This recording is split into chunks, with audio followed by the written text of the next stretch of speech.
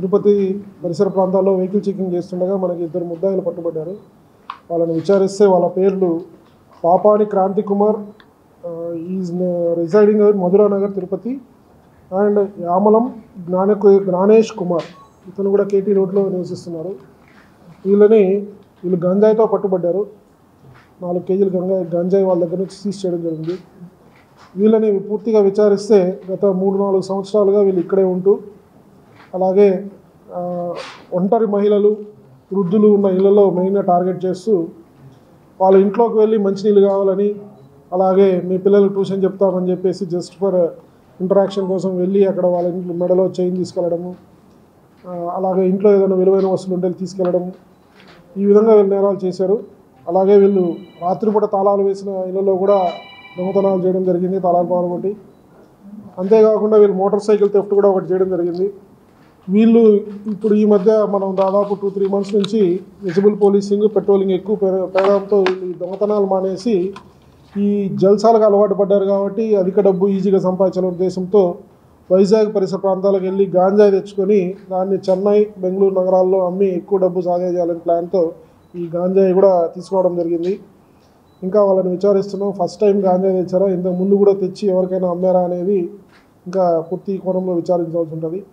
అలాగే ఈ దొంగతనాలు కూడా దాదాపు మనకి ఇప్పుడు 13 కేసుల్లో వీళ్ళు నేరాలు చేసినట్టు రుజువైంది. తిరుపతి రూరల్ 6 కేసులు, తిరుచానూరు 4 కేసులు, అలిపిరి 1, ఈస్ట్ పిఎస్లో 1, పాకాల 1.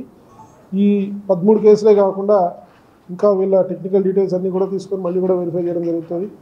ఈ 13 కేసుల్లో వీళ్ళు సుమారు దాదాపు 900 గ్రాముల గోల్డు, అలాగే 800 గ్రాముల గోల్డు, 900 గ్రాముల సిల్వరు, ఒక బైక్, రాయల్ ఎన్ఫీల్డ్ బైక్, ఇంకా ఇవన్నీ కూడా వీళ్ళ దగ్గర నుంచి స్వాధీనం చేసుకోవడం జరిగింది. అలాగే 4 కిలోస్ గాంజా కూడా చేసుకోవడం జరిగింది.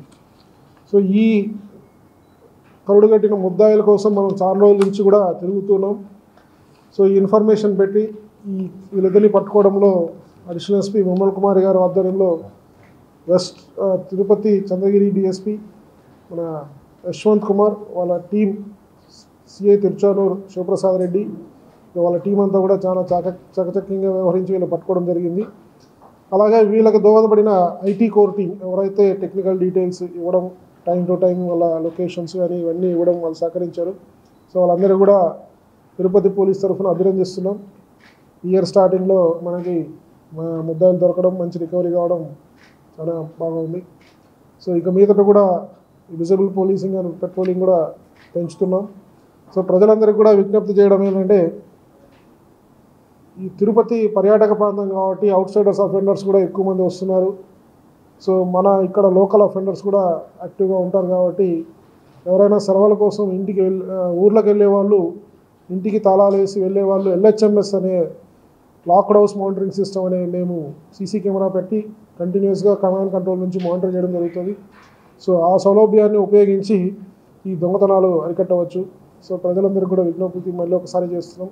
ఎక్కడైనా బయటికి వెళ్ళే వాళ్ళు 3-4 డేస్ ఊరికి కానీ పండగలకు కానీ వెళ్ళే వాళ్ళు LHMS ఉపయోగించుకోవాలని కోరుకుంటున్నాం.